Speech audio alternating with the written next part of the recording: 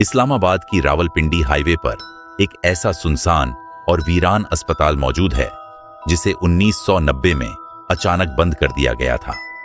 लोगों का कहना है कि वहां आज भी रात के वक्त एम्बुलेंस के सायरन बजते हैं, चीखों की आवाजें सुनाई देती हैं और कुछ साए चलते फिरते नजर आते हैं जिनके पैरों का कोई वजूद नहीं होता।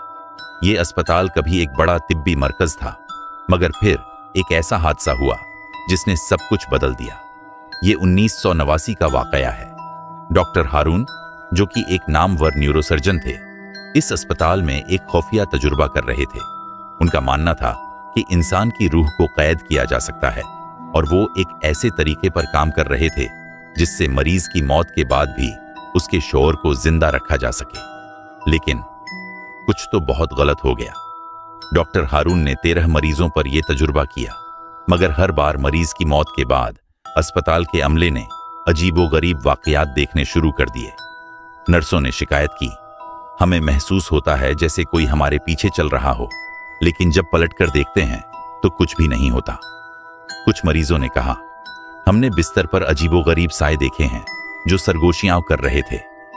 फिर एक रात जब डॉक्टर हारून ने आखिरी तजुर्बा किया, पूरा अस्पताल सायरन की आवाजों और मरीजों की चीखों से गूंज उठा। रोशनी में खराबी आ गई, मशीनें खुद ब खुद चलने लगीं और कई नर्सें बेहोश हो गईं। जब अस्पताल के अमले ने डॉक्टर हारून का कमरा खोला, वो अपनी कुर्सी पर बैठे थे, लेकिन उनकी आंखें खुली थीं और वो मुर्दा थे।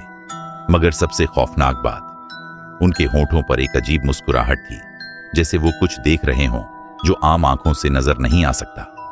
इस वाकये के बाद हुकूमत ने इस अस्पताल को हमेशा के लिए बंद कर दिया। मगर क्या ये सब वाकई खत्म हो गया था?